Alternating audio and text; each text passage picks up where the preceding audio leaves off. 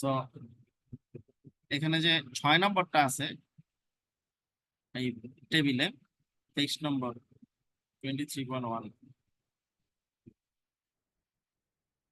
এই টেবিলে বিভিন্ন রকমের টাইপের বিমের জন্য বিভিন্ন রকম ইকুয়েশন আছে। ডিফ্লেকশন ডেল্টা, এইখানে delta is equal to W A cube B cube divided by 3 EI L cube হবে। এল এর জায়গায় হবে এল কিউব।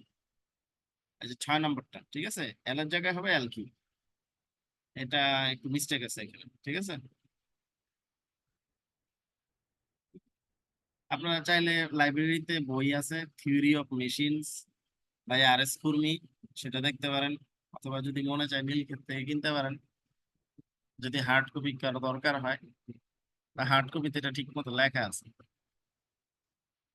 আর যে প্রবলেম সলভ করাইছি সেখানে উম, সেখানে একটু দেখেন,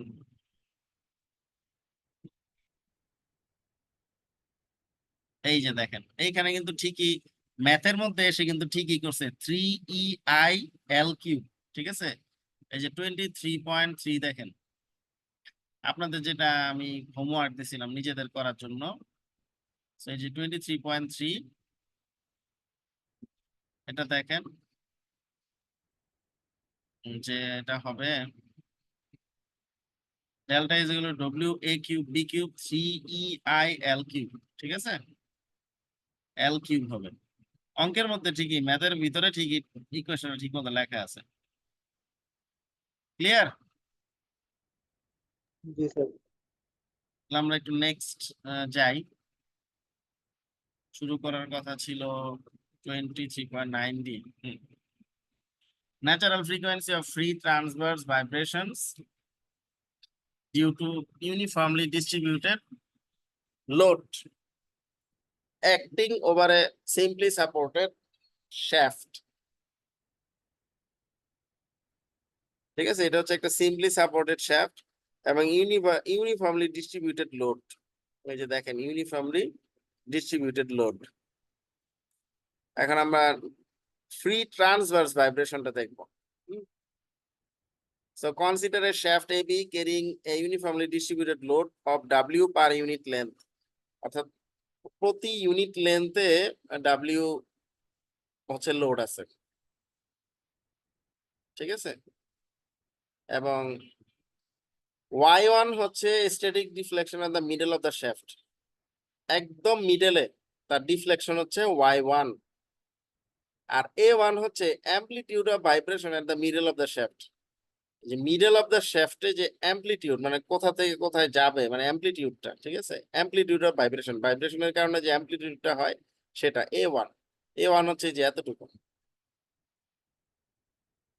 আর Y1 হচ্ছে static deflection at the middle of the shaft. আর W1 হচ্ছে uniformly distributed load per unit static deflection at the middle of the shaft.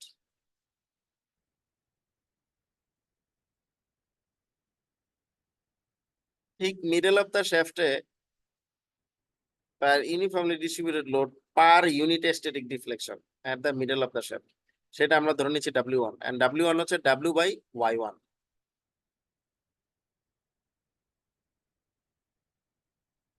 এইটা হচ্ছে এই যে নীল কালারের যে বা ফিরোজা কালার বলতে পারেন, এটা এই কালারের যে কার্ভটা সেটা হচ্ছে স্ট্যাটিক ডিফ্লেকশন কার্ভ। এইগুলা হচ্ছে এক্সট্রিম পজিশন। আর এই যে মাঝখানে যেটা নীল এটা হচ্ছে মিন পজিশন, ঠিক আছে। যে স্ট্যাটিক ডিফ্লেকশন কার্ভ এটাই মিন পজিশন, উপরে নিচে যে লাল দাগগুলো এগুলো হচ্ছে এক্সট্রিম পজিশন, ঠিক আছে। এটা যদি মিডল পয়েন্ট Y1 হয় তাহলে এটা হচ্ছে এক্স দূরত্বে Y ডিফ্লেকশন আর এ অ্যামপ্লিটিউড। আর এটা হচ্ছে মিডল পয়েন্ট, আমরা আগেই বলে নিয়েছি এখানে Y1 হচ্ছে স্ট্যাটিক ডিফ্লেকশন, A1 হচ্ছে অ্যামপ্লিটিউড। আর ঠিক এই মিডল অফ দ্য শ্যাফটে W1 হচ্ছে uniformly distributed load per unit static deflection at the middle of the shaft। তাহলে uniformly distributed load W per unit length divided by Y1 দিলে W1 পাওয়া যাবে। তো এখানে যেখানে বললাম now consider a small section, ছোট একটা সেকশন যদি ধরতে চাই তাহলে এটা ডেল্টা এক্স হবে। Now consider a small section of the shaft at a distance X from A and length delta x. Y হচ্ছে static deflection at the distance x from A and small a amplitude of its vibration. তাহলে work on this small section, work কি হবে? Half into W1 into A1 delta x into A. আমরা যদি work done হিসাব করি কিভাবে করব মনে আছে? Force into deflection. তো এখানে ফোর্স ইনটু ডিস্টেন্স আর কি, work done on this small section, এই স্মল সেকশনে ওয়ার্ক ডান কত হবে?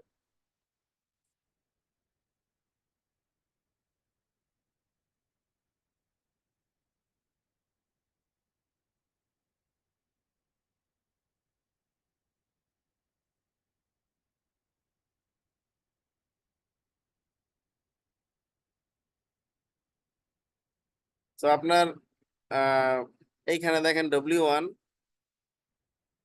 A1, এটা হচ্ছে মিডলে, লোড ইনটু অ্যামপ্লিটিউড, আর এখানে ডিস্টেন্স হচ্ছে ডেল্টা এক্স।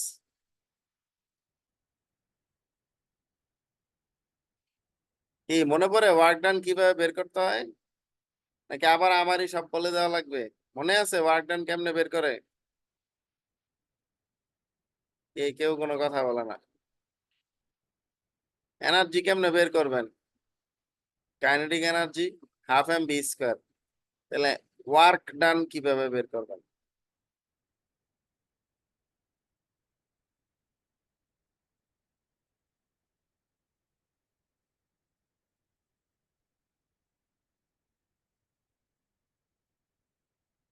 কি রেসপন্স নাই কেন?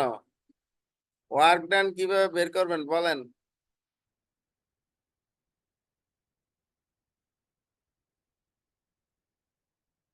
কেউ কোনো কথা বলে না। এখানে হাফ আসলো কেন বলেন?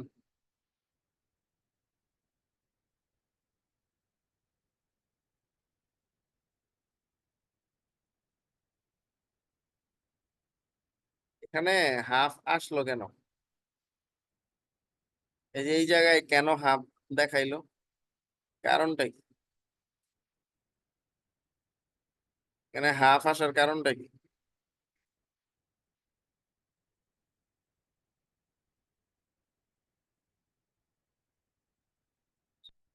কি আপনারা কি আমার কথা শুনতেছেন না? জি স্যার, শুনতেছি স্যার। তাহলে এখানে হাফ আসলো কেন? Work done on this small section আমরা যে হিসাব করতেছি, কেন মানে কি মনে কারণে নেই। হিসাব করলাম?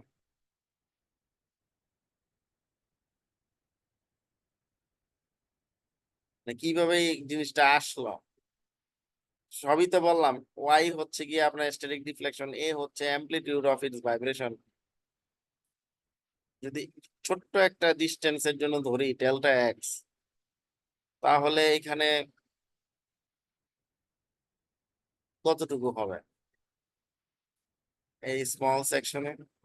যেমন এখানে আসলে half W1 A1 delta x এ, W1 সমান তো আমরা বলছি W/Y1, A1 এর জায়গায় A1 ডেল্টা এক্স এ, এটা ক্যালকুলেট করলে দাঁড়ায় half into W into A1/Y1 into A into delta x. কিন্তু এই জিনিসটা আসলো কই থেকে?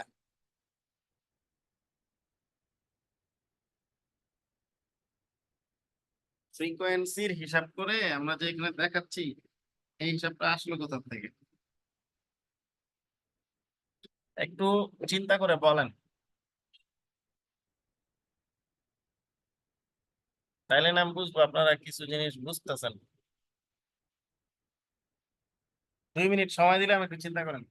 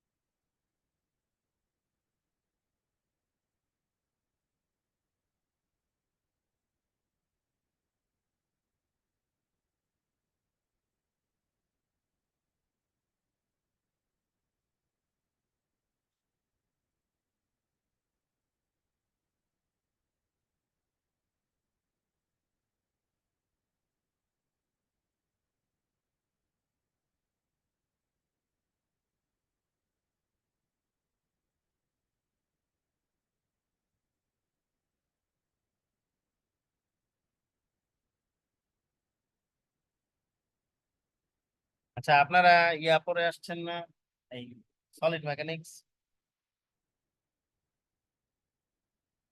এই সলিড মেকানিক্স পড়ছেন না, পড়ছেন কিনা?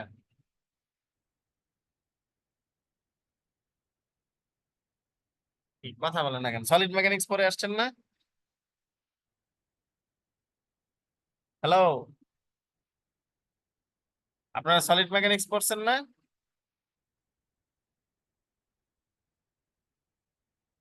সলিড মেকানিক্স কোর্স কি করেন নাই এই ইঞ্জিনিয়ারিং ডিগ্রি নিতে এসে, নাকি এখনো করেন নাই, কোনটা? স্যার এটা কি ক্ষেত্রফল স্যার? না, এটা ক্ষেত্রফল না।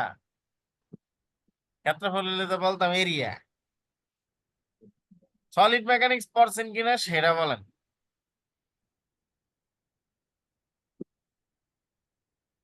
যদি পড়ে থাকেন তাহলে এটা পারা উচিত ছিল।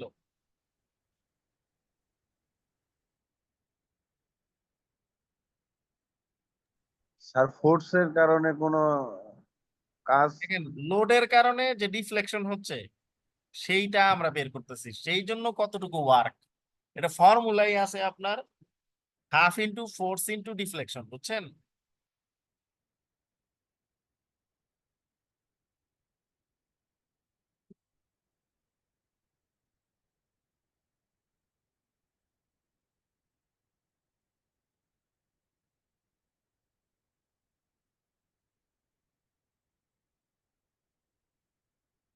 আচ্ছা, যাই হোক, এটা এতটুকু মনে রাখেন যে এটা এই আপনার স্ট্রেইন এনার্জি এর ফর্মুলা আমরা অ্যাপ্লাই করছি এখানে।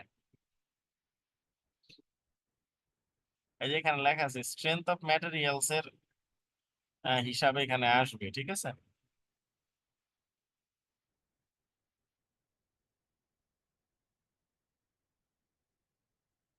আমরা এখানে দেখতেছি যে লোডের কারণে কতটুকু ডিফ্লেকশন হচ্ছে।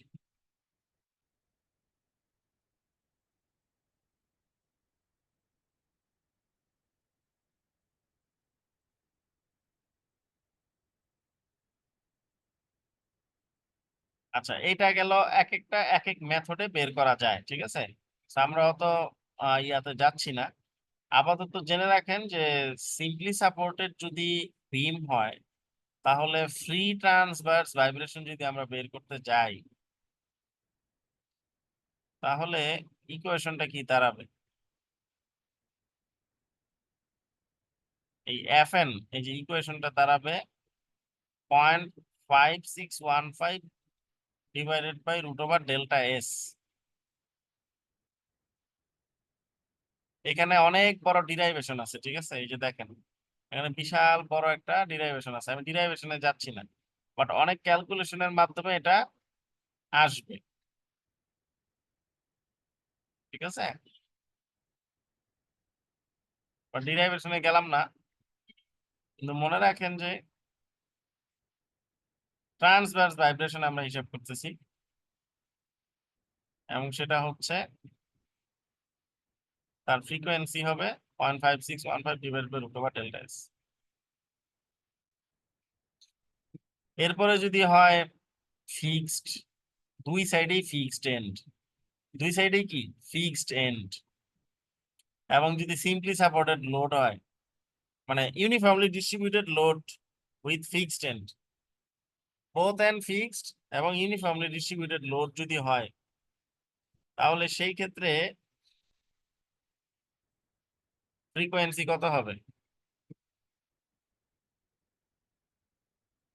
এখন সেই ক্ষেত্রে ফ্রিকোয়েন্সি হবে 0.571 divided by root over delta S. এখানে আবার একটু চেঞ্জ আছে। এরপরে আবার দেখেন যে যদি শ্যাফটের মধ্যে কয়েকটা পয়েন্ট লোড থাকে, এটা হচ্ছে একটা সিম্পলি সাপোর্টেড শ্যাফট এবং এর উপরে কয়েকটা পয়েন্ট লোড আছে, এই পয়েন্টে W1, এই পয়েন্টে W2, এই পয়েন্টে W3, এই পয়েন্টে W4। এইটা কয়েকটা মেথডে বের করা যায়, যেমন এনার্জি মেথডে বের করা যাবে, অথবা ডানকার্লি মেথডে বের করা যাবে। তো সেই ক্ষেত্রে আপনার এফএন এর ভ্যালু বের হবে। এফএন ইজ ইকুয়াল টু হচ্ছে, যেহেতু কয়েকটা পয়েন্ট লোড আছে, বি কেয়ারফুল, কয়েকটা পয়েন্ট লোড আছে, so 0.4985 divided by root over delta 1 plus delta 2 plus delta 3 plus dot dot dot plus delta s divided by 1.27. So delta 1, delta 2, delta 3 তিনটা বা যতগুলা load থাকবে অতগুলার জন্য ছবির সাথে হিসাব করে দেখেন। এখানে কিন্তু শ্যাফটের উপরে কি কয়েকটা পয়েন্ট লোড আছে, কয়েকটা পয়েন্ট লোড। তো প্রতিটা লোডের জন্য এক এক রকমের ডিফ্লেকশন হবে। তো প্রতিটা ডিফ্লেকশন আপনাকে হিসাবে আনতে হবে, ঠিক আছে? ক্লিয়ার? তো সেই ক্ষেত্রে ন্যাচারাল জি স্যার। ইকুয়েশনটা দাঁড়াবে 0.4985 divided by root over delta 1 plus delta 2 plus delta 3, অর্থাৎ অনেকগুলা কি লোড আছে, তাহলে প্রত্যেকটা পয়েন্ট লোডের জন্য আলাদা আলাদা এখানে ডিফ্লেকশন হবে, ঠিক আছে? জি স্যার, প্লাস আর ডেল্টা যতগুলা এস, লোড থাকবে কতগুলা ডিফ্লেকশন হবে? কতগুলা থাকতে পারে সেটা তো কোশ্চেনে যতগুলা বলা থাকবে অতগুলা। এখানে তো দেখেন ডট ডট ডট দেওয়া, মানে কি ডেল্টা 4ও থাকতে জি পারে, স্যার। ডেল্টা 5ও থাকতে পারে। জি sir. When there is no uniformly distributed load, যদি কোনো ইউনিফর্মলি ডিস্ট্রিবিউটেড লোড অথবা mass of the shaft যদি negligible হয় তখন ডেল্টা এস হয় 0। আচ্ছা, এবার আমরা একটা প্রবলেম দেখি, তাহলে বুঝতে পারবো। দেখেন এটা একটা শ্যাফট, শ্যাফটটা হচ্ছে সিম্পলি সাপোর্টেড এবং এর উপরে তিনটা পয়েন্ট লোড আছে, 1000 নিউটন, 1500 নিউটন, 750 নিউটন। শ্যাফটের ডায়ামিটার বলা আছে 50 মিলিমিটার এবং 3 মিটার লম্বা। প্রথম লোডটা এ পয়েন্ট থেকে 1 মিটার দূরে, সেকেন্ড লোড এ পয়েন্ট থেকে 2 মিটার দূরে, থার্ড লোড এ পয়েন্ট থেকে 2.5 মিটার দূরে আছে। Young's modulus for the shaft material is 200 giganewton per meter square. Find the frequency of transverse vibration. Transverse ভাইব্রেশনের ফ্রিকোয়েন্সি বের করতে বলছে। কোশ্চেনটা কি ক্লিয়ার?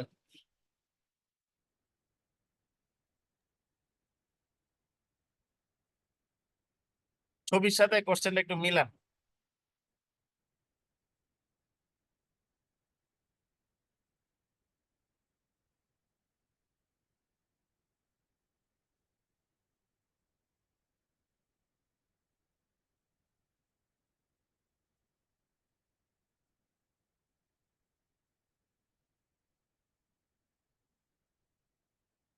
ক্লিয়ার?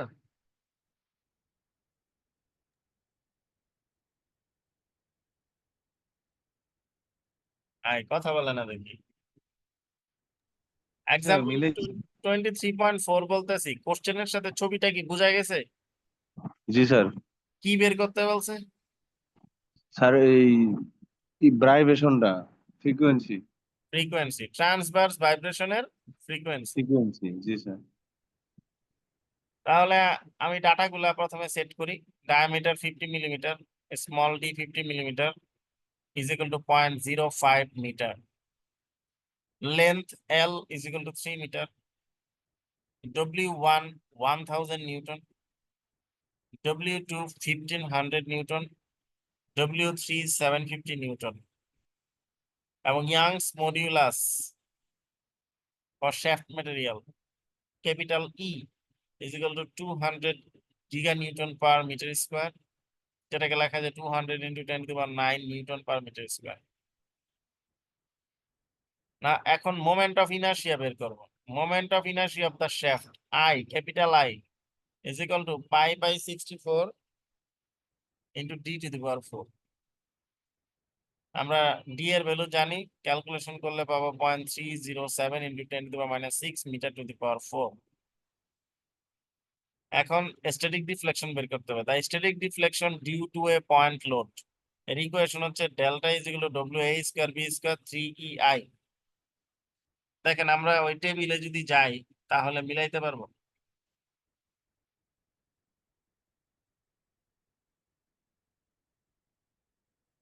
দেখেন পয়েন্ট লোড আছে, হ্যাঁ পয়েন্ট লোড আছে এবং সিম্পলি সাপোর্টেড, তাহলে কি এই ছবির সাথে মিলে না? তাহলে ডিফ্লেকশন হিসাব করবেন এই যে ইকুয়েশন দিয়ে। বুঝা গেছে? Shaft, point load, simply supported, আর এই যে এখানে পয়েন্ট লোড। ওখানে অনেকগুলো আছে, সো এক একটার জন্য আলাদা আলাদা আমরা হিসাব করব, বাট সিম্পলি সাপোর্টেড আর পয়েন্ট লোড, তাহলে এই যে ডেল্টার এই ইকুয়েশন বসবে। ব্যাপারটা কি ক্লিয়ার হয়েছে? জি স্যার। Is it clear? জি ইয়েস।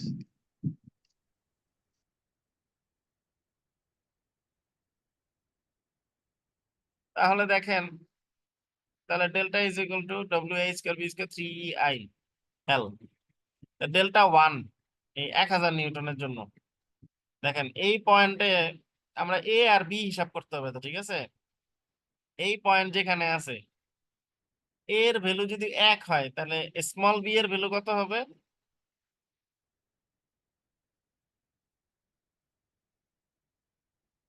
আমাদের লাগবে এই লোডটা কত দূরে আছে। এ, ক্যাপিটাল এ এই সাইড থেকে দূরত্ব হচ্ছে স্মল এ, আর ক্যাপিটাল বি এই সাইড থেকে দূরত্ব হচ্ছে স্মল বি। এখন বলেন 1000 নিউটনের জন্য এ আর বি এর ভ্যালু কত? বি এর ভ্যালু 2 হবে স্যার। কত হবে? 2। এর ভ্যালু 2 কেন হবে? 1000 নিউটন তো। ও এর ভ্যালু 1, বি এর value 2।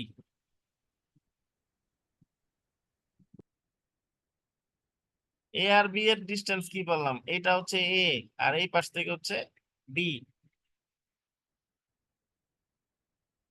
Total length of the shaft কত? 3। তো এইটা যদি 1 হয় তার কত বাকি আছে? 2। 2। তাহলে W A square B square, A হচ্ছে 1, বি হচ্ছে 2। G W sir. 1000, এ হচ্ছে 1, বি হচ্ছে 2। 3 EIL, 3 ই এর ভ্যালু বসাবেন, আই এর ভ্যালু বসাবেন, এই যে আই এর ভ্যালু, আর এল এর ভ্যালু বসাবেন, তাহলে পেয়ে যাবেন ডেল্টা 1। আচ্ছা, এবার 1500 নিউটন, এটার জন্য এ এর ভ্যালু কত, বি এর ভ্যালু কত? এ এর ভ্যালু 2, বি এর ভ্যালু 1। হ্যাঁ, 1500 into 2 into 1। 2 square into 1 square, equation তো এ স্কোয়ার বি স্কোয়ার, ঠিক আছে?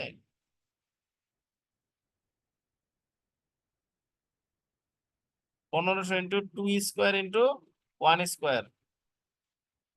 ক্লিয়ার? জি স্যার। আর 750 নিউটনের জন্য এ আর বি এর ভ্যালু কত? স্যার এর ভ্যালু হবো আড়াই, আর বি এর ভ্যালু হাফ, হ্যাঁ, 0.5। 0.5, ঠিক আছে। তাহলে 750 হচ্ছে load into A square B square, 2.5 square into 0.5 square, ঠিক আছে? জি স্যার। তাহলে W1 W delta 1 delta 2 delta 3 বের করলেন for load W1 W2 W3। আমরা এখন হিসাব করব frequency of transverse vibration, Fn is equal to 0.4985 divided by root over delta 1 plus delta 2 plus delta 3 dot dot dot, মানে হচ্ছে কি অনেকগুলা যদি থাকে, আমার 3টা লোড আছে, আমি তো 3টা লোডের কথা লিখবো, ঠিক আছে? যেমন এই যে আগের যে ইকুয়েশনটা আমি দেখাইছি, এই যে দেখেন Fn is equal to 0.4985 divided by root over delta 1 plus delta 2 plus delta 3। আরো থাকলে আরো লিখবেন, ঠিক আছে? আর এই ডেল্টা এস এর হিসাবটা আসবে যদি ইউনিফর্মলি ডিস্ট্রিবিউটেড লোড থাকে।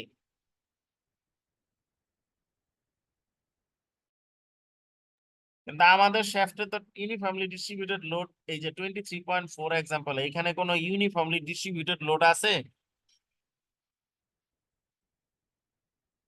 এই জায়গায় কোনো ইউনিফর্মলি ডিস্ট্রিবিউটেড লোড আছে? নাই, নাই স্যার। শুধু পয়েন্ট লোড আছে। সো এই জন্য আমরা ডেল্টা এস এর হিসাবটা করতেছি না, শুধু যতগুলা লোড অতগুলা ডিফ্লেকশন। সো রুট ওভার 3টা লোড আছে, তাহলে 3টা deflection, delta 1 plus delta 2 plus delta 3। ভ্যালুগুলা বসায় দেন, ফ্রিকোয়েন্সি পেয়ে যাবেন। Is it clear?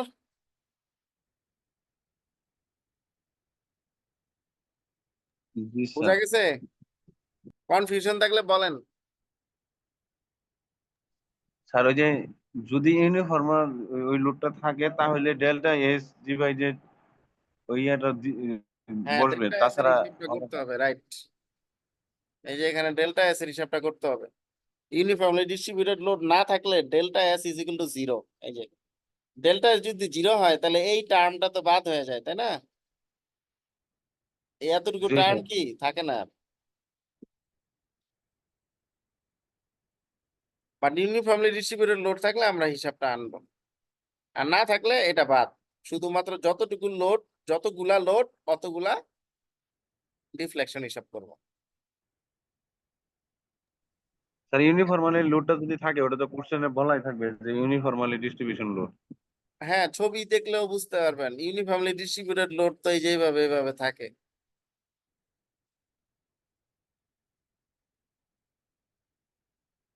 এই যে দেখেন, এই যে মাথার উপরে এগুলো দেখছেন, এই যে শ্যাফটের গায়ে ঢেউ ঢেউ ঢেউ, এগুলাই হচ্ছে জি, ইউনিফর্মলি ডিস্ট্রিবিউটেড লোড।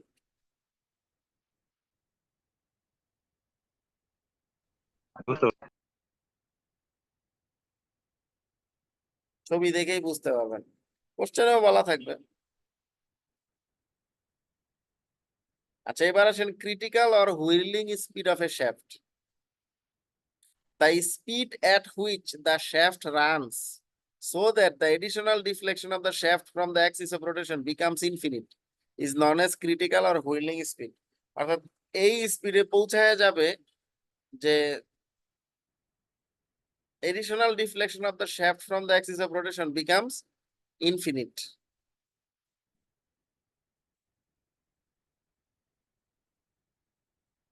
তো সেইটাকে আমরা বলি হুইর্লিং শ্যাফট।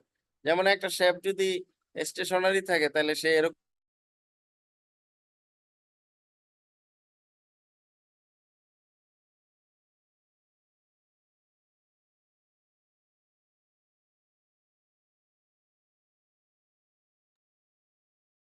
এই আমার কথা শুনতেছেন তো?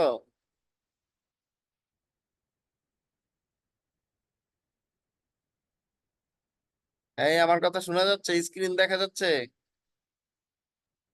একটু জি স্যার, কথা ডিসকানেক্ট হয়ে শোনা গেছিল। জি জি। সো যেই স্পিডে শ্যাফট ঘুরলে এডিশনাল যে ডিফ্লেকশন থাকে শ্যাফটের, ওইটা ইনফিনিট হয়ে যাবে from the Axis of rotation, সেটাকে বলে ক্রিটিক্যাল আর হুইর্লিং স্পিড। হ্যাঁ, মানে অনেক বেশি স্পিডে ঘুরবে যখন। ধরেন এম হচ্ছে ম্যাস অফ দ্য রোটর, যেটা শ্যাফটের চারপাশে ঘুরবে আর কি, ঠিক আছে?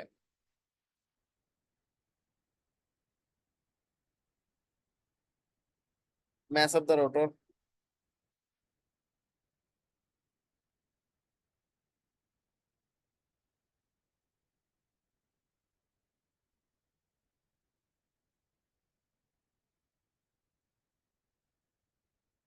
So consider a shaft of negligible mass carrying a rotor. হ্যাঁ, শ্যাফটের সাথে একটা রোটর লাগানো আছে। The point O is on the shaft axis and G is the center of gravity of the rotor. When the shaft is stationary, the center line of the bearing and the axis of the shaft coincides. যখন শ্যাফটটা stationery থাকে, আমরা ধরে নিচ্ছি m হচ্ছে mass of the rotor, E হচ্ছে initial distance of center of gravity of the rotor from the center line of the bearing of shaft or shaft axis when the shaft is stationary. যখন shaft stationary আছে তখন আপনার centre of gravity of the rotor এবং central line of the bearing or shaft axis, এই যে bearing দুই পাশে লাগানো, এই যে একটা বিয়ারিং, এই যে এইটাকে বলে বিয়ারিং এর সাইন, ঠিক আছে? এই যে এরকম, এই যে এক্স, এক্স এর মতো যেটা, তো বিয়ারিং এর সাথে শ্যাফট লাগানো আছে। তো যে শ্যাফটের যে অ্যাক্সিস, বিয়ারিং এর যে অ্যাক্সিস, এখান থেকে রোটরের যে সেন্টার অফ গ্র্যাভিটি, এটার যে ডিসটেন্স, এটারে বলে ই, ইনিশিয়াল ডিসটেন্স। তো যখন আবার ঘুরতে থাকবে, ঘোরা শুরু করবে শ্যাফট, তখন কি হবে, শ্যাফট নিজেই তো ডিফ্লেকশন হবে। তখন কি ওয়াই ডিফ্লেকশন হইলে ইটা আরো নিচে নেমে যাবে, ঠিক আছে? এই বোঝা গেছে? এই যে শ্যাফট অ্যাক্সিস থেকে রোটর অ্যাক্সিসের যে দূরত্ব, সেটাকেই বলে initial distance. Clear?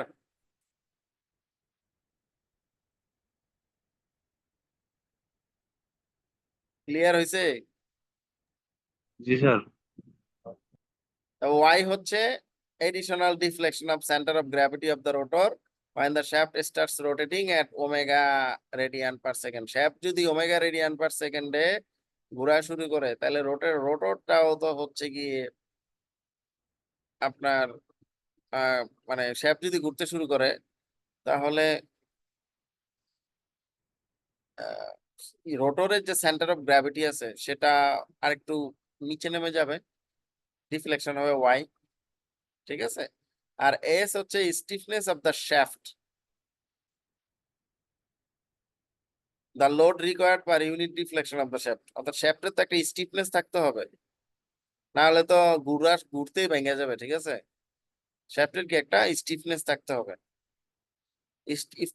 Stiffness of the shaft বোঝাচ্ছে the load required per unit deflection of the shaft, প্রতি ইউনিট ডিফ্লেকশনে কতটুকু লোড দরকার।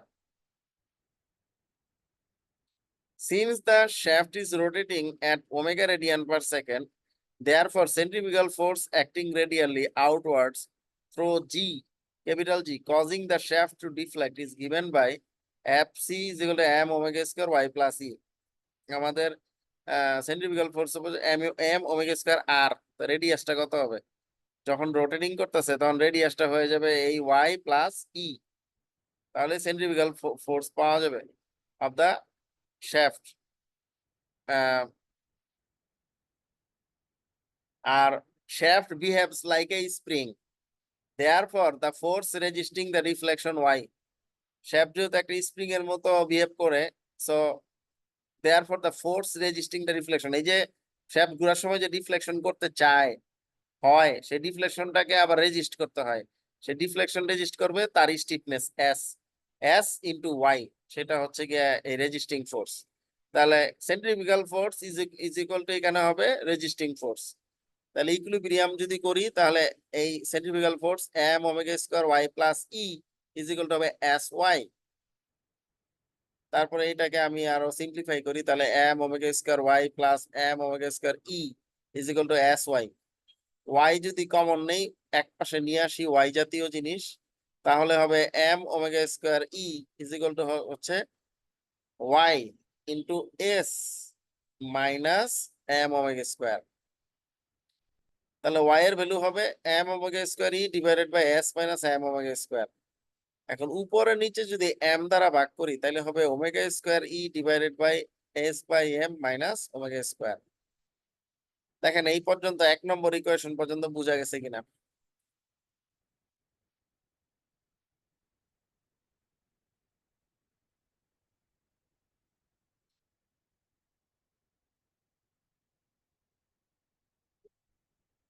বোঝা গেছে 1 নম্বর ইকুয়েশন পর্যন্ত?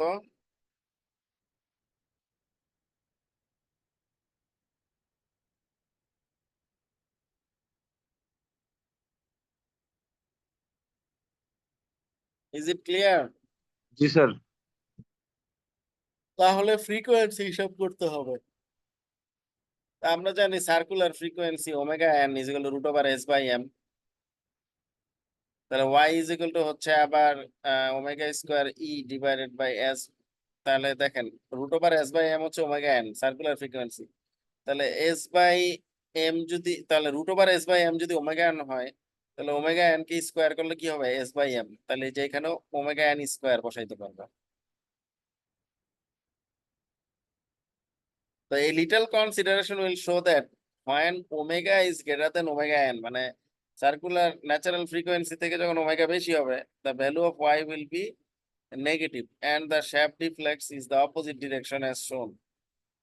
In order to have the value of y is always positive, এখন যদি কোনো কারণে ওমেগার ভ্যালু বেশি হয়, তখন তো আবার y এর ভ্যালু নেগেটিভ হবে, কিন্তু এটা তো সমস্যাজনক, কারণ শ্যাফট যদি y এর ভ্যালু নেগেটিভ হয়, the shaft deflects is the opposite direction. কিন্তু আমরা চাচ্ছি সবসময় y এর ভ্যালু যেন পজিটিভ থাকে, ঠিক আছে? এই জন্য in order to have the value of y always positive, এই ইকুয়েশনটাকে আমরা এইভাবে দাঁড়া করাবো, y is equal to plus minus omega square divided by omega 1 square minus omega square. y এর ভ্যালুটা পজিটিভ থাকাটাই উচিত, না হলে শ্যাফট অন্য সাইডে, মানে অ্যাকর্ডিং টু y এর ভ্যালু নেগেটিভ চলে আসলে শ্যাফট ডিফ্লেক্ট হবে অপোজিট ডিরেকশনে, কিন্তু সেটা তো করা যাবে না। সেই জন্য আমরা সামনে একটা প্লাস মাইনাস সাইন আনছি। প্লাস হইলে প্লাস, মাইনাস মাইনাস আসলে মাইনাসে মাইনাসে প্লাস হবে, ঠিক আছে? তাহলে এই যে omega square E divided by omega N square minus omega square, এখন যদি ওমেগা স্কোয়ার দিয়ে যদি ভাগ করি তাহলে হবে plus minus E divided by omega N divided by omega whole square minus 1। এখন ওমেগা এন বাই ওমেগা, এখানে ওমেগা এন কে আমরা রিপ্লেস করব ওমেগা সি দিয়ে, কারণ ওই যে ক্রিটিক্যাল স্পিড বের করতেছি। তাহলে আমরা ধরে নিচ্ছি for critical or whirling speed যদি হয় তাহলে সেটা হচ্ছে ওমেগা সি, ওমেগা এন এর জায়গায় যদি ওমেগা সি বসাই তাহলে omega C by omega whole square minus 1, তাহলে এই ইকুয়েশনটা দাঁড়াবে। সো যদি ওমেগা এন এর জায়গায় ওমেগা সি বসাই তখনই ওয়াই হবে ইনফিনিট, মানে ডিফ্লেকশনটা কি হবে, ইনফিনিট হবে। So critical or whirling speed omega C is equal to omega n is equal to root over s by m is equal to root over g by delta, কারণ আমরা এর আগের class থেকে জানি delta is equal to mg by s। তারপর nc যদি হয় critical speed in rps revolution per সেকেন্ডে যদি হিসাব করি তাহলে ওমেগা সি লেখা যায় twice pi nc is equal to root over g by delta, তাহলে nc হবে 1 by twice pi into root over g by delta is equal to 0.4985 divided by root delta rps, যেখানে delta হচ্ছে static deflection of the shaft in metres. So যদি আপনাকে বলে যে critical or whirling speed বের করো, তাহলে critical or whirling speed in rps revolution per second nc is equal হচ্ছে 0.4985 divided by root over delta. Critical or whirling speed is the same as the natural frequency of transverse vibration, but its unit will be revolution per second. দেখেন ইকুয়েশনটা same, মানে একই রকম, কিন্তু তার unit হবে RPS এ, ঠিক আছে? এই হুইর্লিং আর ক্রিটিক্যাল স্পিডের ক্ষেত্রে দেখেন এটা বুঝতে পারছেন কিনা?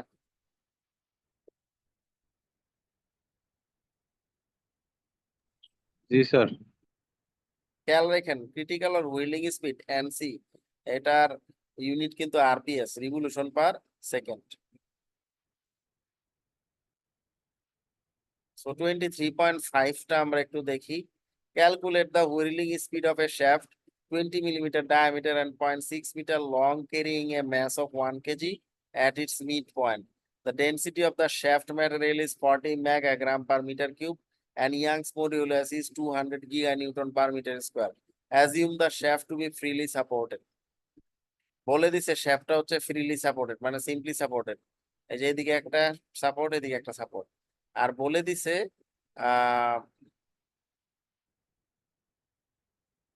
carrying a mass of 1 kg at its midpoint. Mid পয়েন্টে 1 কেজি একটা লোড আছে,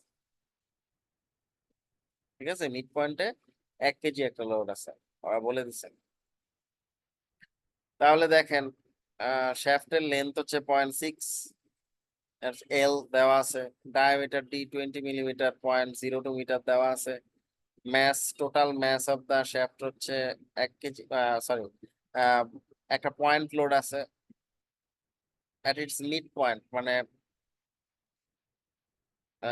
0.6 metre long, carrying a mass of 1 kg at its mid point.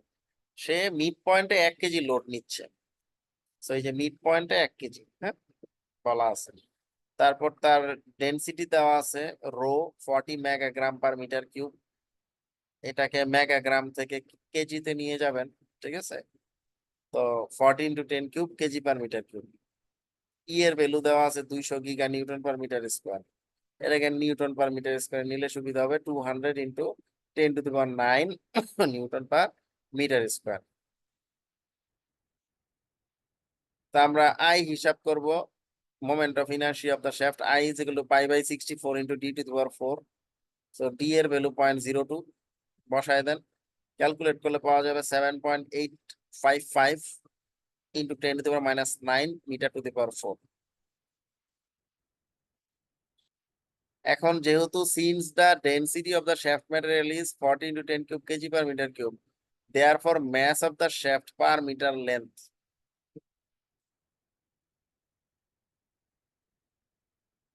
তা এখানে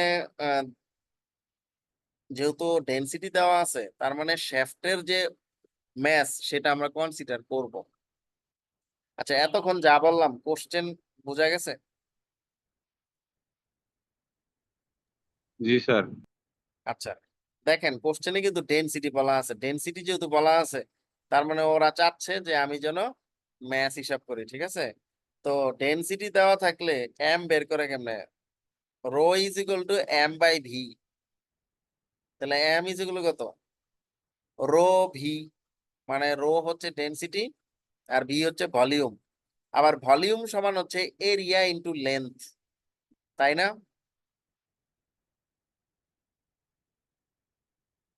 ভলিউম সমান এরিয়া ইনটু লেন্থ লেখা যায়, জি স্যার। আর ডেনসিটির সাথে মাল্টিপ্লাই করলে ম্যাস পাওয়া যাবে না? কারণ আমরা জানি mass is equal to density into volume. Okay, okay sir. তাহলে এরিয়া হচ্ছে pi by 4 D square cross sectional area, আর লেন্থ হচ্ছে গিয়ে যেহেতু ওরা বলে দিছে পার মিটার কিউব, ঠিক আছে আমরা ধরে নিচ্ছি এখানে আমরা হিসাবটাই করতেছি পার মিটার লেন্থ, প্রতি মিটার লেন্থে তার ম্যাস কত তাহলে লেন্থ 1 মিটার ধরে নিচ্ছি, আর ডেনসিটি যা দেওয়া আছে 40 ইনটু 10 কিউব সেটাই লিখতেছি, তাহলে তার mass of the shaft per unit length হচ্ছে 12.6 কেজি পার মিটার। তার মানে কি প্রতি মিটারে তার 12.6 কেজি ম্যাস আছে এই শ্যাফটটার। তাহলে ম্যাসের ম্যাসের এই শ্যাফটের ম্যাসটাকে আমরা হিসাবে আনতেছি, তার মানে এই শ্যাফটটার যে ম্যাস তার প্রতি মিটারে 12.6 কেজি করে আছে, তাহলে এটা কি একটা ইউনিফর্মলি ডিস্ট্রিবিউটেড লোড না? মানে শ্যাফট নিজেই এই যে দুই পাশে দুইটা সাপোর্ট আছে এ আর বি, এখানে কি কি লোড আছে? একটা হচ্ছে পয়েন্ট লোড 1 কেজি আর শ্যাফটের নিজের লোড, তো শ্যাফটের নিজের লোড কত? 12.6 কেজি পার মিটার, মানে প্রতি মিটারে 12.6 কেজি আছে, তাহলে এই লোডটারে আমরা কি বলতে পারি? পয়েন্ট লোড না uniformly distributed load? Uniformly distribution load. হ্যাঁ, ইউনিফর্মলি ডিস্ট্রিবিউটেড লোড বলতে পারি। তার মানে কি এই এই লোডটা আছে 12.6 কেজি পার মিটার, আর সাথে একটা 1 কেজির কি আছে ঠিক মিড পয়েন্টে একটা পয়েন্ট লোড আছে, ঠিক আছে?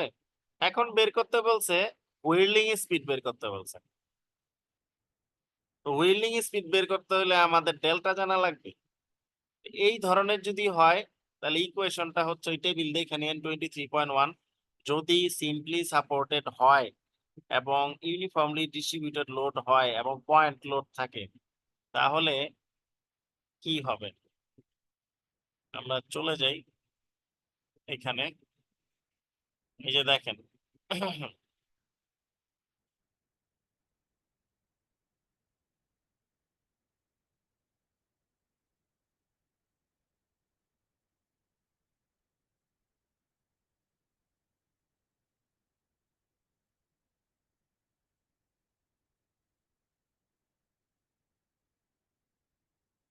যদি যদি লোডটা হয় পয়েন্ট লোড এবং মিড পয়েন্টে, তাহলে ডেল্টার ভ্যালু হবে WL³ ডিভাইডেড বাই 48 EI, এটা হচ্ছে এই পয়েন্ট লোডের জন্য হিসাব করবেন ডেল্টা। আর যদি ইউনিফর্মলি ডিস্ট্রিবিউটেড লোড হয় এবং সিম্পলি সাপোর্টেড হয় তখন আবার হিসাব করবেন delta 5/384 into WL4 L to the power 4 divided by EI। Sir হ্যাঁ স্যার একটা সিটি ছিল অন্য ইসে স্যার, আমি তো বাইরে বলছি। সিটি এখন কিসের সিটি? অন্য অন্য একটা সাবজেক্টে স্যার অনলাইনে সিটি নিবে। এই 10টা 10-এ কিসের সিটি জি, 10টা? 10টার দিকেই স্যার আমি দেখি নাই এই জন্য। জান। আচ্ছা, তাহলে এই যে আমরা 4 আর 5 এই দুইটা হচ্ছে আমরা হিসাবে আনতেছি, ঠিক আছে? কারণ একটা পয়েন্ট লোডের হিসাব আর একটা হচ্ছে ইউনিফর্মলি ডিস্ট্রিবিউট লোডের হিসাব।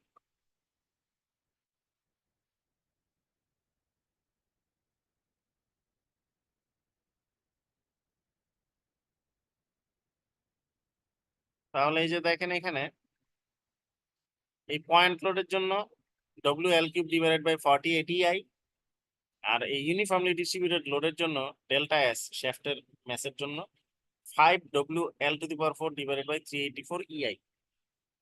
তো সবগুলা ভ্যালুই জানা আছে, সব যদি বসায় দেন WL³ এখানে ডব্লিউটা হচ্ছে পয়েন্ট লোড 1 কেজি, আর এখানে এই 5 হচ্ছে পার ইউনিট লেন্থে কত ম্যাস 12.6, আমরা সেটা বসাবো, ঠিক আছে? ছোট ডব্লিউ হচ্ছে পার ইউনিট লেন্থে কত, আর টোটাল লেন্থ কত 0.6। তো যা ভ্যালু আছে সব জানা আছে, বসায় দেন। ডেল্টা পাবেন 28 × 10⁻⁶, আর ডেল্টা এস পাবেন 0.133 × 10⁻3। তাহলে ফ্রিকোয়েন্সি অফ ট্রান্সভার্স ভাইব্রেশন কত হবে? আমার এখানে একটা পয়েন্ট লোড আর আরেকটা হচ্ছে শ্যাফটের নিজের লোড।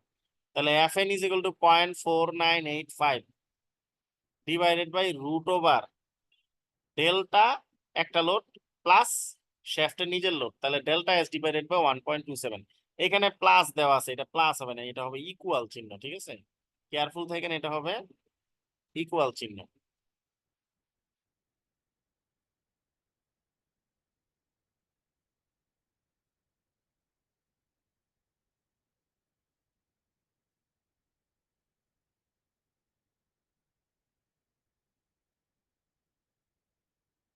তো এখানে হবে equal,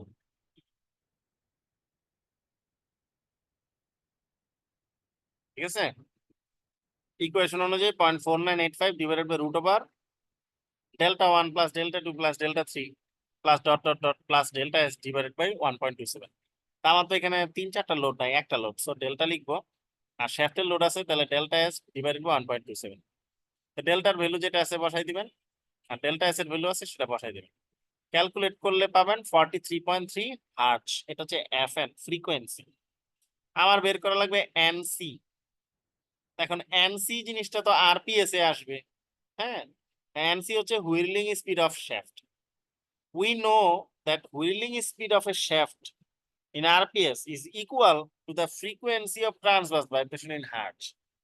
Frequency of transverse vibration in hertz unit equal to হচ্ছে whirling speed of a shaft in RPS. তো Fn যেহেতু আসছে 43.3 হার্টজ, এটাই আমরা বলতে পারি 43.3 RPS whirling speed, ঠিক আছে?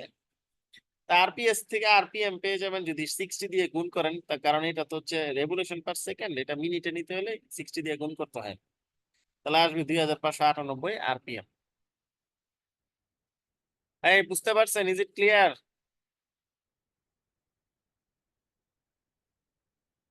হ্যালো, রেসপন্স করতে হবে তো। Is it clear?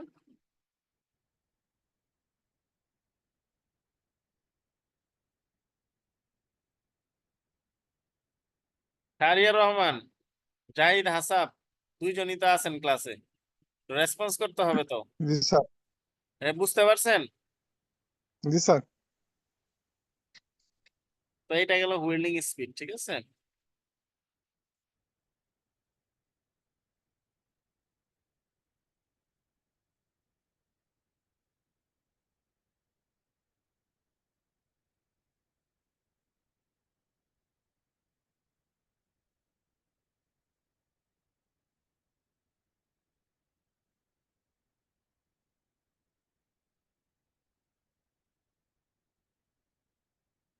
আমাদের এখানে 23.7 পর্যন্ত লাগবে প্রবলেম। এখন 23.6টা দেখেন, এখানে বলছে a shaft 1.5 metre long supported in flexible bearings at the ends carries two wheels each of 50 kg mass, One wheel is situated at the center of the shaft and the other at a distance of 375 millimeter from the center towards left. The shaft is hollow of external diameter 75 millimeter and internal diameter 40 millimeter. Shaft বলছে hollow. Outside diameter দেওয়া আছে 75 millimeter. So D1 75 আর inside diameter দেওয়া আছে 40 millimeter. তাহলে D2 40 millimeter. 0.04 meter. Density দেওয়া আছে 7,700 kg per meter cube. E এর ভ্যালু দেওয়া আছে Young's modulus 200 giganewton per meter square. আমাকে লোয়েস্ট হুইর্লিং স্পিড বের করতে বলছে taking into account the mass of the shaft. শ্যাফটের যে ম্যাস ওজন এটাও হিসাবে আনতে বলছে। শ্যাফটটা 1.5 মিটার লম্বা এবং তার ঠিক মিডল পয়েন্টে 50 কেজি লোড আছে। আবার আবার হচ্ছে ওই যতটুকু অর্ধেক তার আবার মিডল পয়েন্টে আরো 50 কেজি লোড আছে, ঠিক আছে।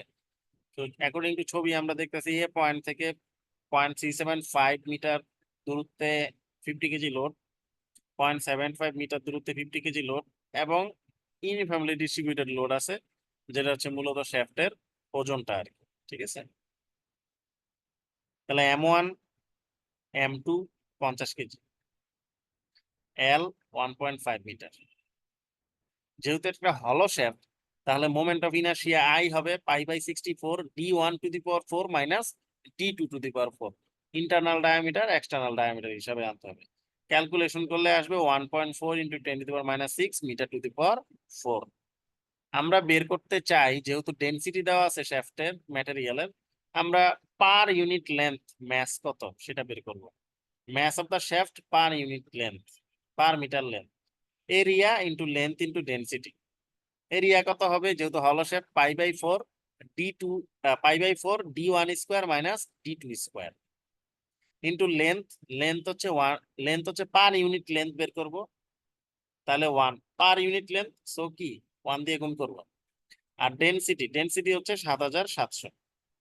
তো সবগুলো যদি বসায় দেন এরিয়া খেয়াল রাখেন π/4 D স্কয়ার যদি সলিড শ্যাফট হয়, আর যদি হলো শ্যাফট হয় তাহলে D1 square minus D2 square. আর পার ইউনিট লেন্থ, সো লেন্থের জায়গায় বসাবো 1 আর ডেনসিটির জায়গায় ডেনসিটি বসাই দিব, তাহলে আসবে ms এর ভ্যালু পাবেন shaft mass of the shaft per unit length।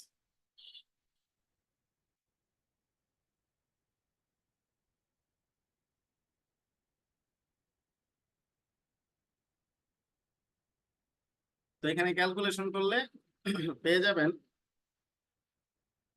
24.34 KG per metre. এই পর্যন্ত কি বোঝা গেছে? জি স্যার। আচ্ছা, এখন পয়েন্ট লোডের জন্য হিসাব করব delta WA square B square divided by 3EIL, ঠিক আছে। সো W কিভাবে বের করব? 50 কেজি, তো 50 KG K W is equal to mg 50 into 9.81, তাইলে এই সব হবে। সো এই সি পয়েন্টে আমরা প্রথমে ডেল্টা 1 বের করব। M1 G A square B square 3EIL সব ভ্যালু জানি। আচ্ছা, এই সি পয়েন্টে স্মল a আর স্মল b এর ভ্যালু কত হবে বলেন তো?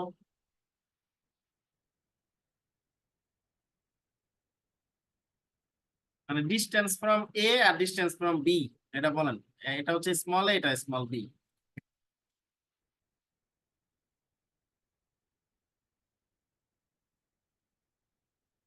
এই যে সি পয়েন্ট, হ্যাঁ এটা ডি পয়েন্ট।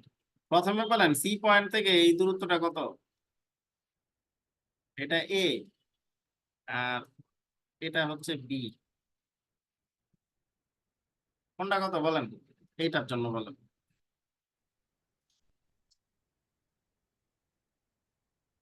দ্রুত বলেন, দ্রুত আগাইতে পারবো। সি পয়েন্টে পেলে 0.375 হ্যাঁ, আর বি কত হবে? আর বি আছে 1.5 মিটার। বি কেমন 1.5 হলো? পুরাটাই তো 1.5, পুরাটা পুরোটা 1.5। 1. তাহলে 1.5 থেকে 0.375 বাদ দেন, কত হয়?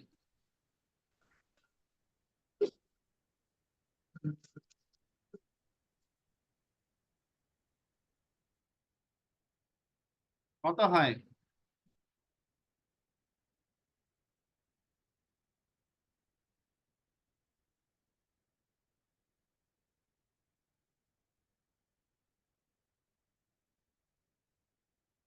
ওয়ান পয়েন্ট ফাইভ থেকে 0.375 বাদ দিব, আসে 1.125। ঠিক আছে, কি ক্লিয়ার?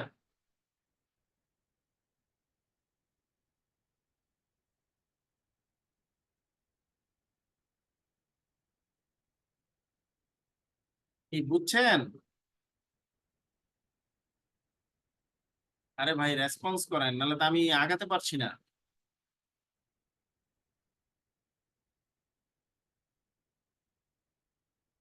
এটা যদি 0.375 হয় তাহলে বাকি অংশ কত হবে? 1.5 থেকে বাদ দিলে যেটা হয় সেটাই না?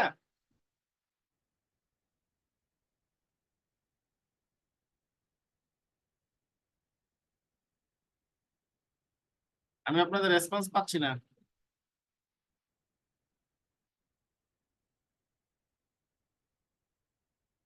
হ্যালো?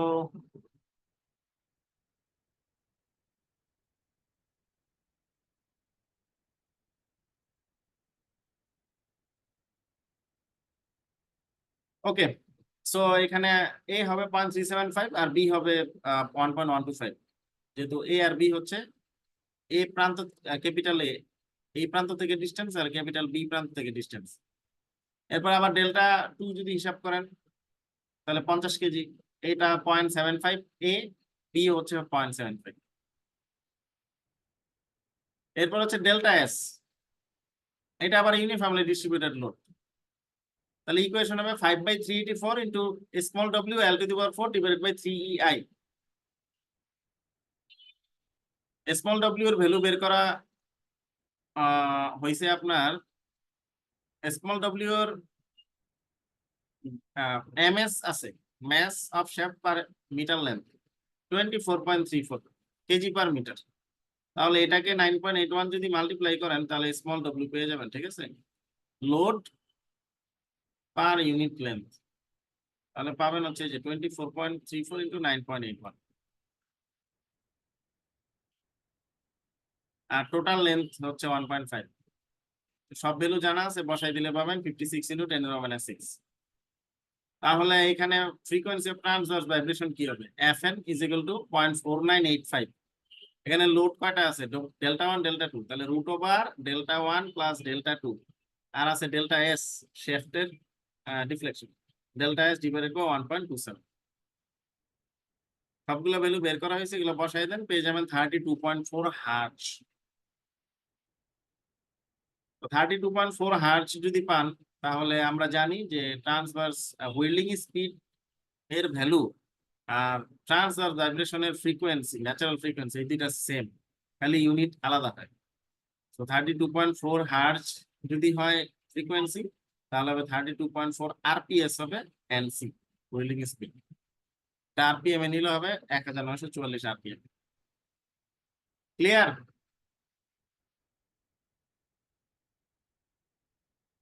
Is it clear?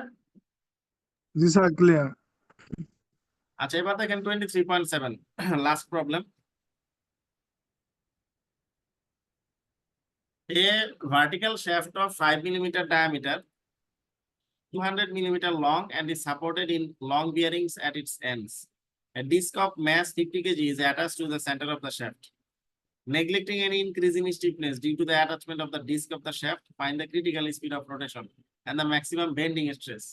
এখানে critical speed বের করতে বলছে, maximum bending stress বের করতে বলছে। When the shaft is rotating at 75% of the critical speed.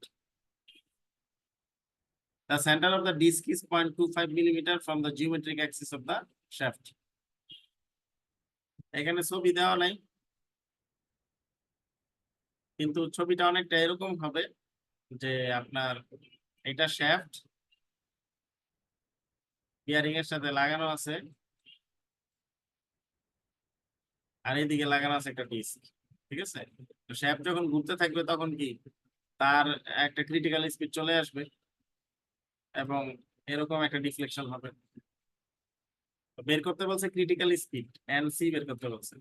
আর বের করতে বলছে যখন এনসি এর 75% স্পিডে ঘুরতে থাকবে ওই সময় তার বেন্ডিং স্ট্রেস কত, এই বেন্ডিং স্ট্রেস কত সেটা বের করতে বলছে, সিগমা বি।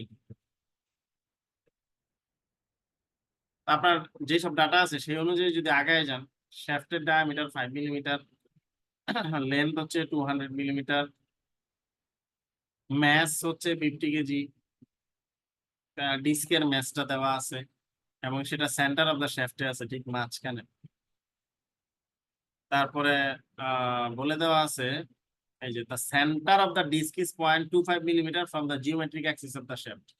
অর্থাৎ এই যে শ্যাফটের অ্যাক্সিস হচ্ছে এইটা, হ্যাঁ শ্যাফটের অ্যাক্সিস হচ্ছে এটা হচ্ছে শ্যাফটের অ্যাক্সিস।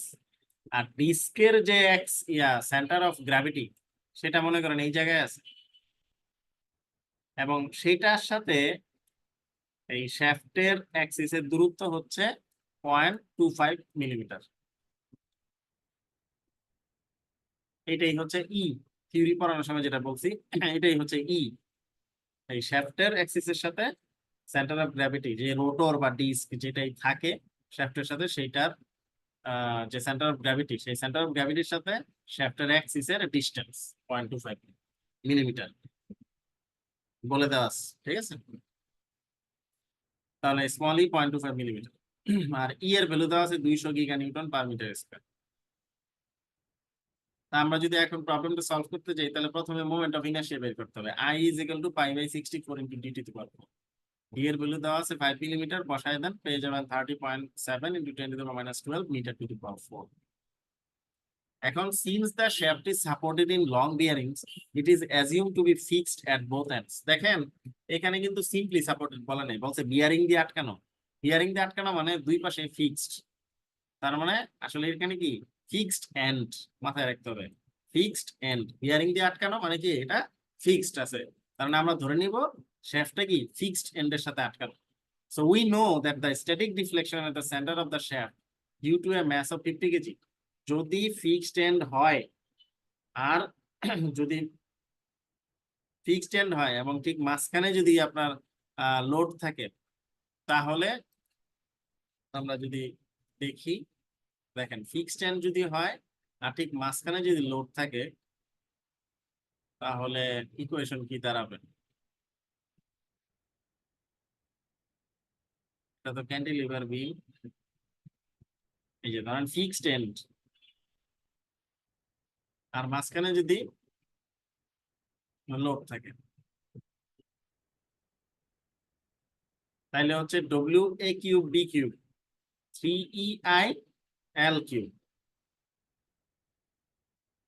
এটা আগেই বলছিলাম যে এটা এল এর জায়গায় হবে এল কিউব। তো দুই পাশে যদি ফিক্স থাকে তাহলে ইকুয়েশন হচ্ছে এইটা।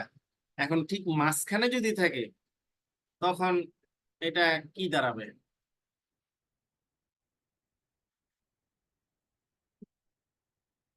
ইকুয়েশনটা দাঁড়াবে হচ্ছে delta W L cube divided by 192 EI। তো delta is equal to W L cube divided by 192 EI।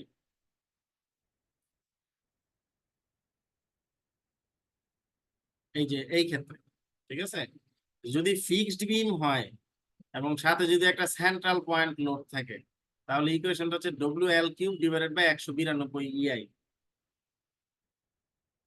এটা খেয়াল রাখবেন, ফিক্সড বিম আর সাথে হচ্ছে point load, centrally point load আছে, তাহলে হচ্ছে W L cube divided by 192 EI। দুই পাশেই ফিক্সড এবং মাঝখানে লোড আছে, একেবারে মাঝখানে এই যে সেন্টার অফ দ্য শ্যাফট, তাহলে ইকুয়েশনটা হচ্ছে delta is equal to W L cube divided by 192 EI। তাহলে ইকুয়েশন অনুযায়ী ফর্মুলা বসায় দেন এবং ভ্যালু বসায় দেন। তাহলে ডব্লিউ হচ্ছে 50 কেজি, তাহলে 50 ইন্টু 9.81, এল হচ্ছে 0.2, তাহলে 0.2 cube, 192 into 200 into 10 to the power 9 into I হচ্ছে 30.7 into 10 to the power minus 12। সবগুলো ভ্যালু যদি বসায় দেন তাহলে ডেল্টার ভ্যালু পাবেন 3.33। আর এখানে যেহেতু আমাকে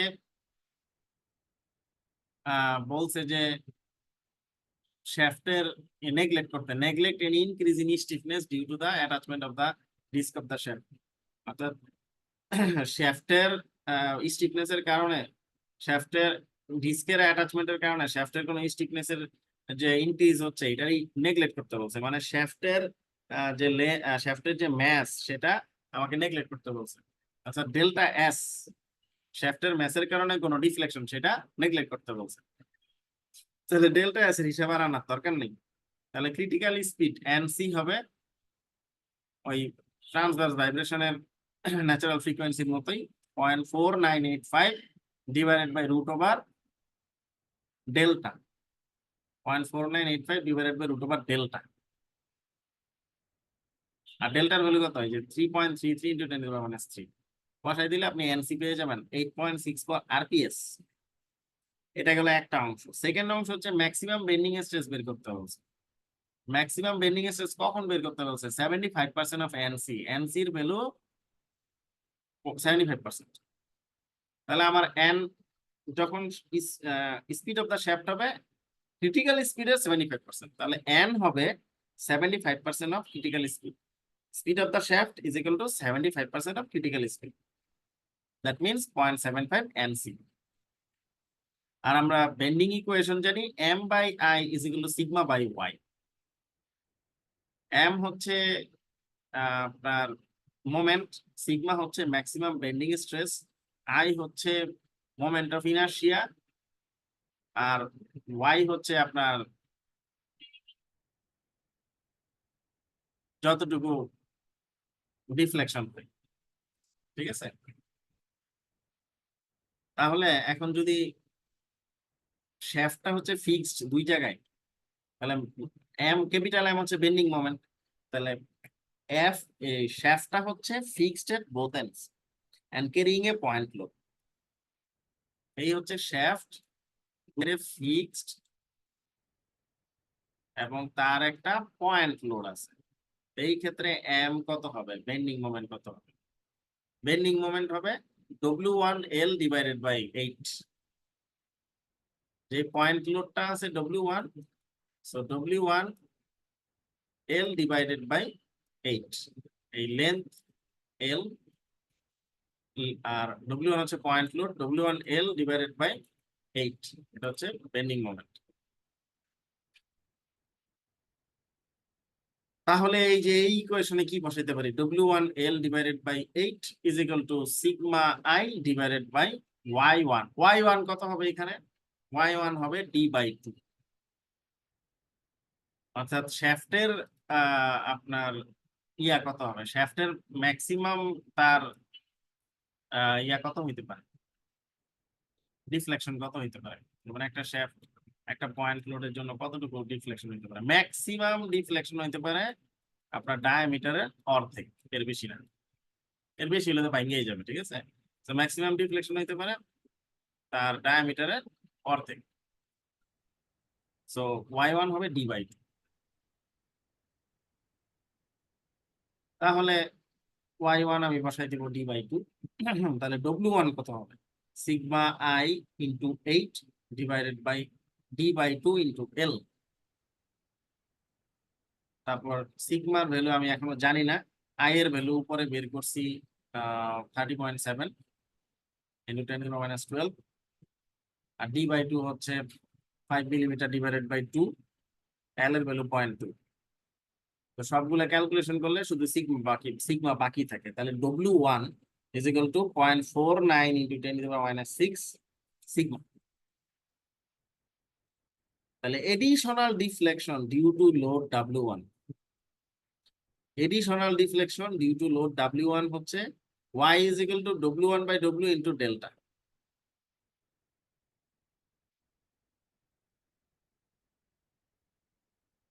এই W1 এর কারণে একটা এডিশনাল ডিফ্লেকশন হবে, নিজের লোডের কারণে একটা হইতে পারে, আর W1 এর জন্য কি আপনার এডিশনাল একটা ডিফ্লেকশন হবে, কারণ আরো বেশি লোড করতেছে।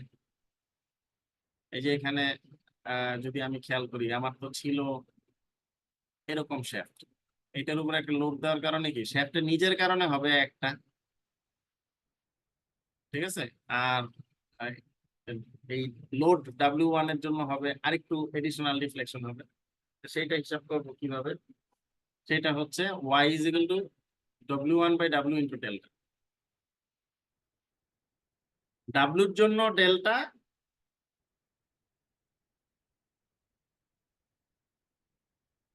আর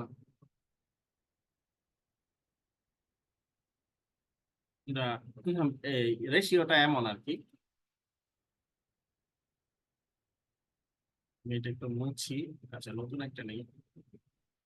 রেশিওটা অনেকটা এরকম, যে এখানে যদি দেখেন y বাই ডেল্টা এরকম, যে নিজের W এর জন্য ডেল্টা ডিফ্লেকশন আর W1 এর জন্য y ডিফ্লেকশন। তাহলে রেশিওটা হচ্ছে y বাই ডেল্টা, y হচ্ছে W1 এর জন্য আর ডেল্টা হচ্ছে W এর জন্য। তাহলে ইকুয়েশনটা কি লেখা যায়, y is equal to W1 by W into delta, সেটা পারস্পরিক তুলনা। হ্যাঁ, so y is equal to W1 by W into delta. তো W1 এর ভ্যালু হচ্ছে 0.49 into 10 to the power minus 6 sigma divided by W হচ্ছে 50 কেজি।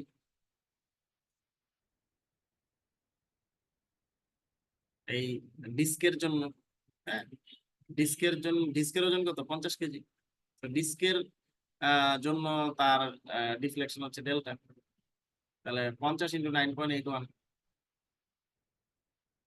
আর 3 point delta, delta কত হবে, ডেল্টা তো আমরা আগেই বের করছি, এই যে 3.33 into 10 to the power minus 3 আগেই বের করা হয়েছে। সো ডাব্লিউ এর জন্য ডেল্টা আর W1 এর জন্য হচ্ছে y। তাহলে 3.327, এই যে এটা বসাই দিছি ডেল্টার ভ্যালু, ঠিক আছে, এই যে এই ডেল্টার ভ্যালু এখানে বসাই দিছি, এই যে এই ডেল্টার ভ্যালু এখানে বসাই দেওয়া হচ্ছে। তাহলে আসবে 3.327 into 10 to the power minus 12 sigma. আবার y এর ইকুয়েশন ছিল plus minus E divided by omega C by omega whole square minus 1, যেটাকে আবার লেখা যায় এনসি বাই এন মাইনাস 1। আমরা যদি ইকুয়েশনটা আবার ফলো আপ করি, এই যে ইকুয়েশন ছিল, এই যে এটা y is equal to plus minus E divided by omega C by omega whole square minus 1, ঠিক আছে, এই ইকুয়েশনটা আমরা ইউজ করতেছি।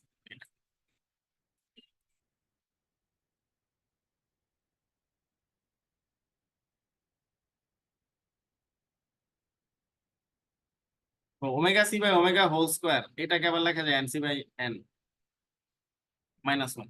তো y এর ইকুয়েশন আছে 3.327 into 10 to the minus 12 sigma, আর ই এর ভ্যালু দেওয়া আছে 0.25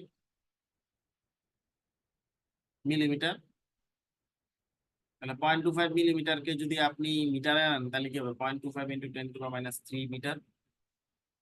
এনসির ভ্যালু, এনসি আর এন এর ভ্যালু কত, 0.75 এনসি, বসাই দেন 0.75 এনসি মাইনাস 1, ঠিক আছে। সো এই যে এখানে একটা স্কোয়ার বাদ করছে, একটু খেয়াল রাখবেন ওমেগা, কারণ ইকুয়েশনটা আমি আবার দেখাই 929।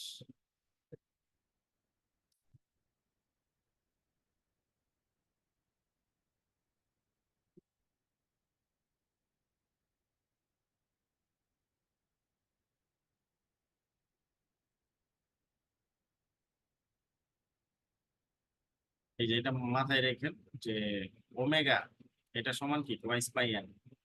ওমেগার জায়গায় আমি লিখতে পারি, এটা আমি আরেকটু ক্লিয়ার করে দিই যে ব্যাপারটা এরকম। এই জায়গায় আমরা জানি omega is equal to twice pi N. আমি যদি এই যে এই জায়গাটা omega C by omega whole square, এটাকে যদি একটু এইভাবে লিখি twice by N C divided by twice by N whole square. ও এই টুয়াইস বাই যদি কেটে দেই তাহলে omega C by omega whole square এটাকে কি লেখা যায়, N C by N whole square লেখা যায় না? जी सर। লেখা যায় তো না? जी सर। সো এটাই এখানে ওরা লিখছে, ঠিক আছে? N C by omega C by omega whole square, N C by N whole square হবে। হ্যাঁ, এখানে বললাম না দুই একটা মিস্টেক আছে এই চ্যাপ্টারে, এই জন্য আগেই আপনাদের বলে দিলাম। এখানে এই যে omega C by omega whole square, এখানে হবে N C by N whole square, ঠিক আছে, -1। তারপরে ওয়াই এর ভ্যালু বসাই দেন, 3.327 ইন্টু 10⁻12 সিগমা। ই এর ভ্যালু বসান, এনসি বাই এন বসান -1। সো এটা ক্যালকুলেট করলে হবে 0.32 ইন্টু 10⁻³ একমাত্র অজানা রাশি হচ্ছে সিগমা। তো সিগমা ইজ ইকুয়াল টু এইটাকে এইটা দিয়ে ভাগ করেন, ঠিক আছে? তাহলে আসবে 0.0962 into 10⁹ newton per metre square. এইটাকে আবার একটু সুন্দরভাবে লেখা যায় into 10⁶ newton per metre square. 10⁶ কে আবার মেগা নিউটন লেখা যায়। অ্যান্সার হবে 96.2 mega newton per metre square. এই হচ্ছে 23.7। দেখেন 23.7টা বুঝতে পারছেন কিনা, কোনো কোশ্চেন থাকলে বলতে পারেন।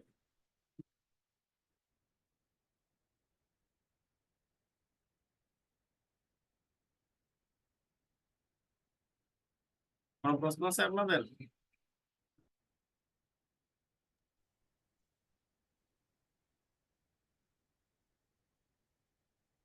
সবসময় টেবিল এর সাথে মিলাইতে হবে, পরীক্ষার সময় টেবিলটা আমি দিয়ে দিব, যেন আপনারা কোশ্চেন দেখে আগে নিশ্চিত হইতে পারেন যে কি ধরনের লোড বলছে এবং সেটা কি সিম্পলি সাপোর্টেড না ফিক্সড এন্ড।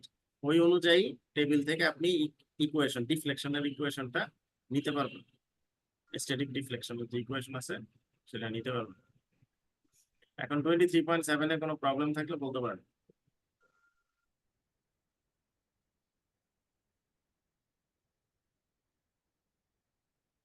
আছে কোনো প্রবলেম থাকলে বলেন, না থাকলে বলেন না স্যার নাই। ना सर ना।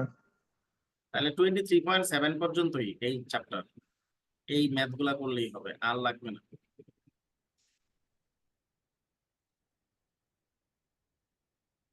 इस सात ঠিক আছে।